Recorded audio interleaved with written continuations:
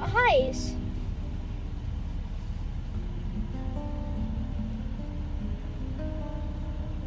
Thank you to Fishing Clash for sponsoring today's video. Is catching fish always on your brain, but you can't go to your favorite fishing spot because of weather or work? If you haven't ever tried a fishing simulator game, then you need to download and play Fishing Clash.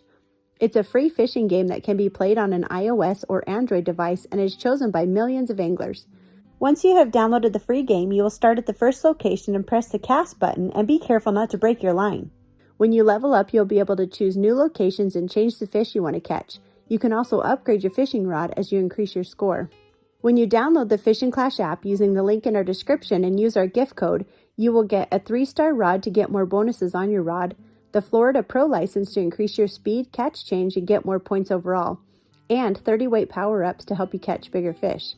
All of this is a $20 value, and it will be yours free just by using our code. So if you want to join in on the fishing fun, click the link in our description box, and happy fishing! Oh, I caught one.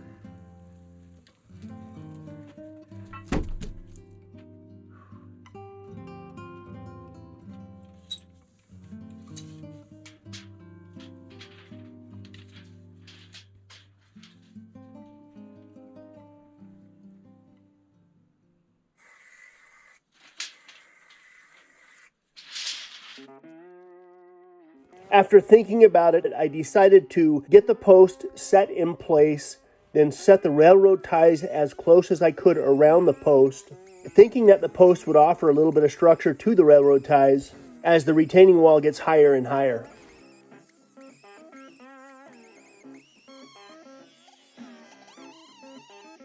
I'm flying by the seat of my pants just a little bit, which isn't horribly abnormal, but I feel like this chicken coop could turn out pretty cool.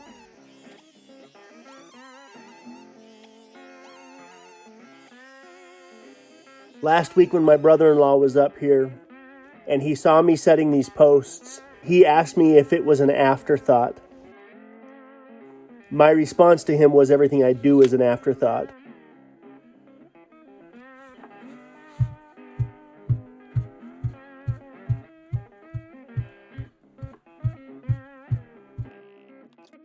So as I'm trying to make the best of this little corner, my hope is that by using the railroad ties and packing the dirt up around the railroad ties once they're in place, the chicken coop should stay a little bit warmer than it otherwise would.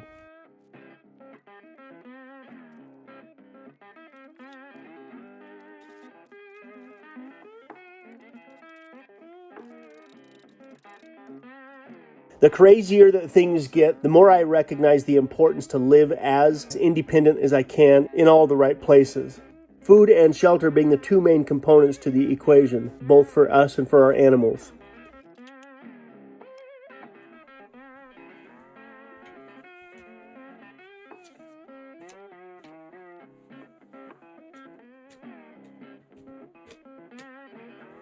While there will always be something to do on the house, for the most part we've got it taken care of, and it's more than comfortable.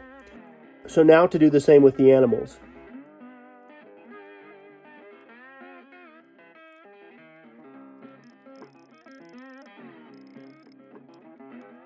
A while back, Cedar and I picked up a pretty good-sized incubator that we plan on incorporating into our flock of chickens.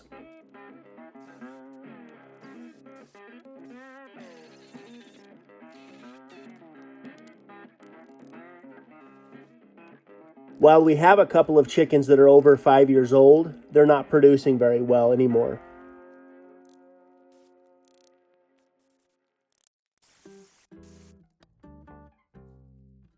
Ideally, one might rotate the chickens out every year.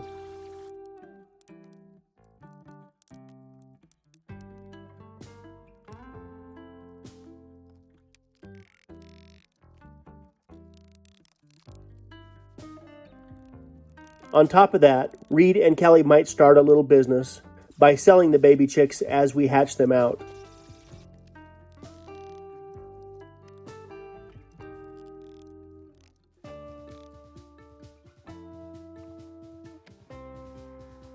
I've talked about this many times before, but in the early days when I was setting panels and getting ready to pour concrete for what is now the shop foundation, the closest I came to giving up was after a nice long rainstorm and I had to strip the concrete panels in the mud.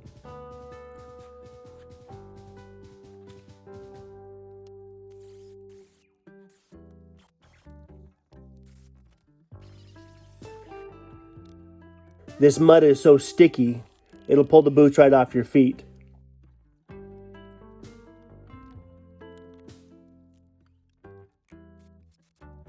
That's part of the reason I wear my lace-ups instead of my muck boots.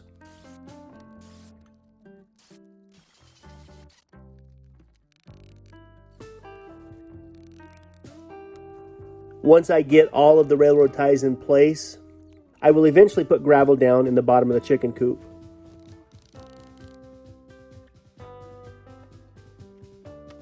As I get the railroad ties set in place and lined up, I'm driving a 12-inch spike into them.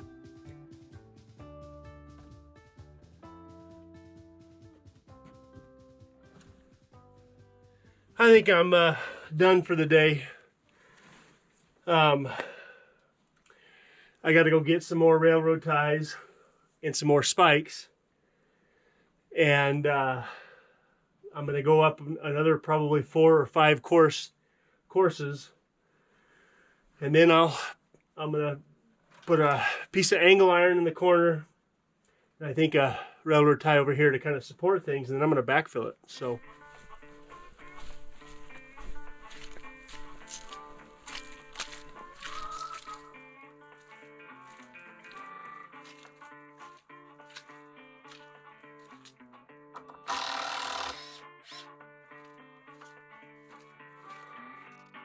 As I continue to work on our place and make it the best that we can, I find myself regularly thinking about what likely influenced me as I was growing up.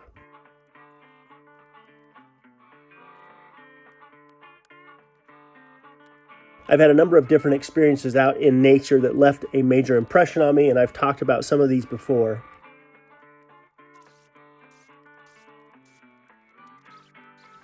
But in one situation, I was way out in the middle of nowhere, and I stumbled onto the remains of a log cabin.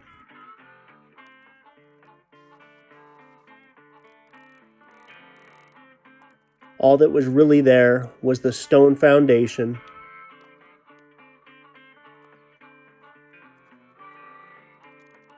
but as I looked around and tried to soak in what I was seeing, in one of the trees, there was a nail with what was left of a cast iron frying pan hanging from it.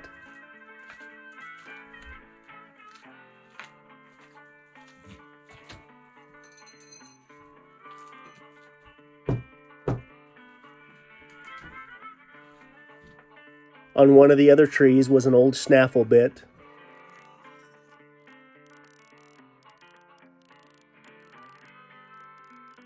And on the ground, in front of what was left of this cabin, right next to the most beautiful little creek, was again the remains of a cast iron door to an old wood stove.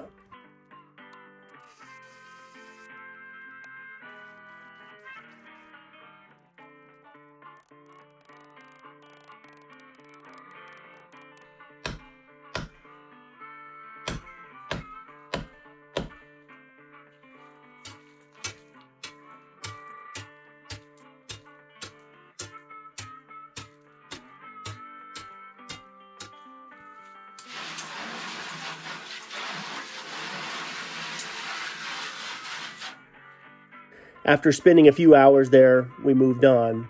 But over the last many years, I find myself thinking about what likely happened there at that little cabin and how close they likely had to live to the land to survive.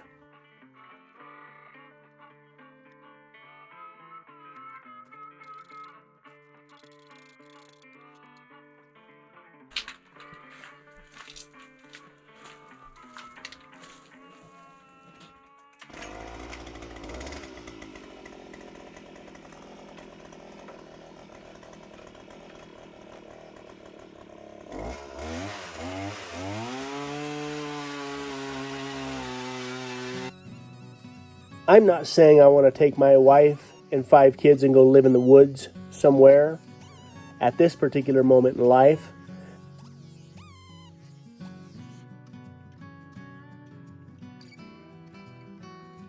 But there are most definitely days where the appeal of that rugged, simple, determined lifestyle definitely calls my name.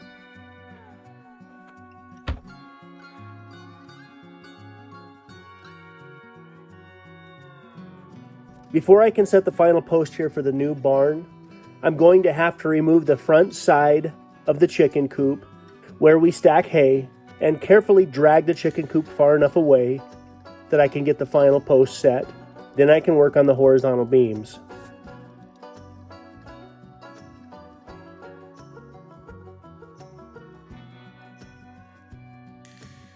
I was hoping that I could leave the chicken coop right here where it sits until the new chicken coop is built and finished, but that's not going to quite work out the way I planned.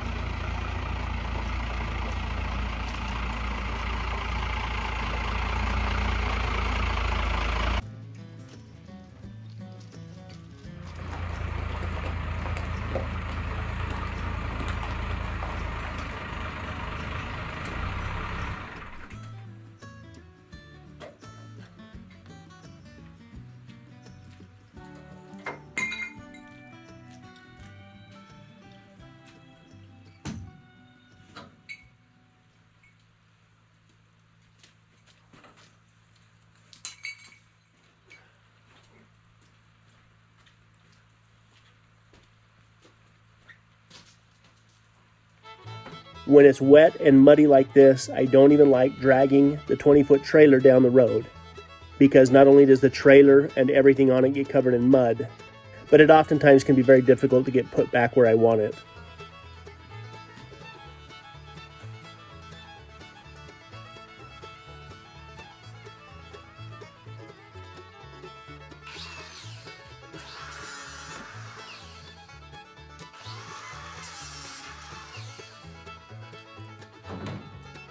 So I load the first-gen dually to the gills and drive as slow as I can all the way home. And thankfully we got back in one piece. And the old Dodge ran great.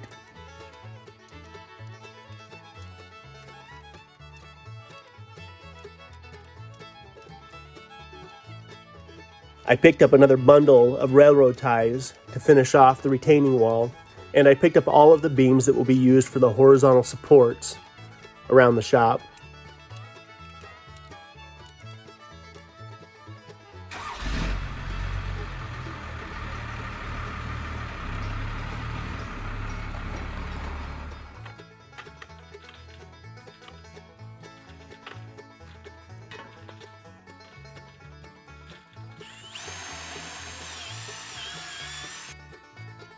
When I go over there to pick up materials, it can be a little bit hit and miss, especially over the last year, as they can't seem to keep materials in stock either.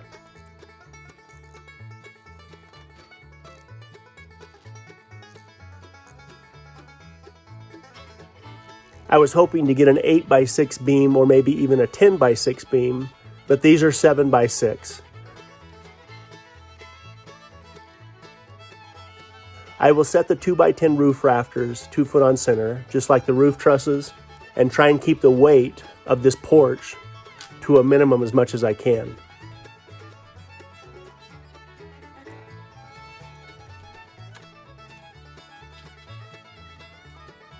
I'm using Simpson strong tie post straps, and it should tie the posts and beams together in a way where it should never move around.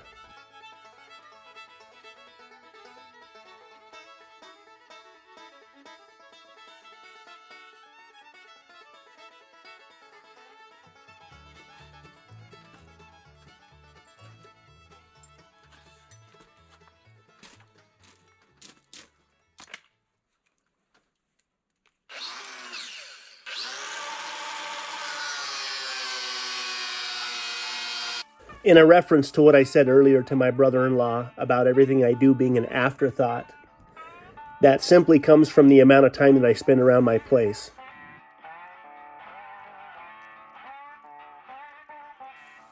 As I recognize where improvement would be good, I'm always thinking about, again, just how to make the best of what we have to work with.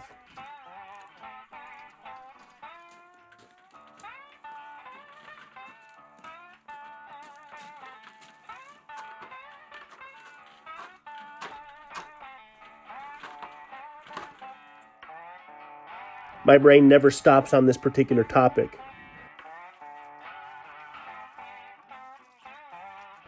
The second the solar panels are relocated to the roof, I will then move a whole lot of dirt around right there on the hill, where hopefully soon enough we have a permanent spot for our garden and greenhouse.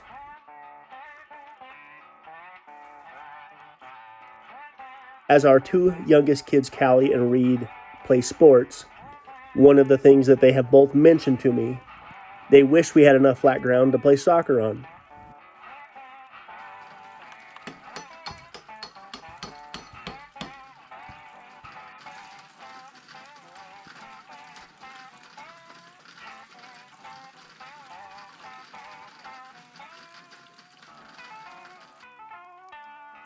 Again, I will likely incorporate the hillside into some sort of an area where it's flat enough that they can play all the soccer they want to.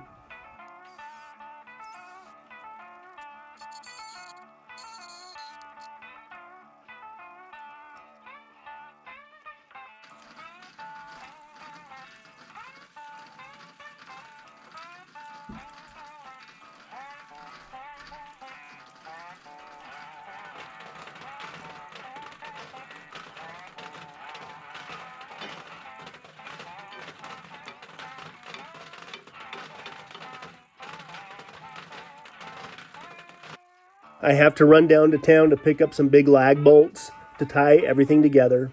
Then this side will be complete.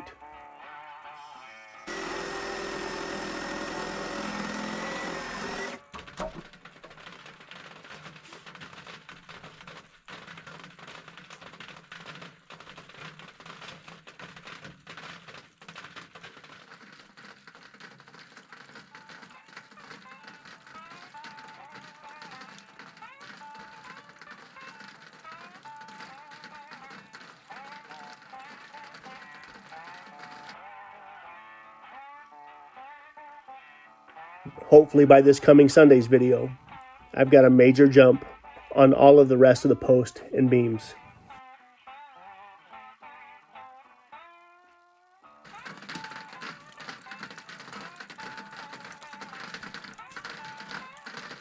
On this coming Sunday's video, you will see the conclusion of the retaining wall, and hopefully it'll dry out enough to where I can use the excavator to get everything groomed up and cleaned up as well.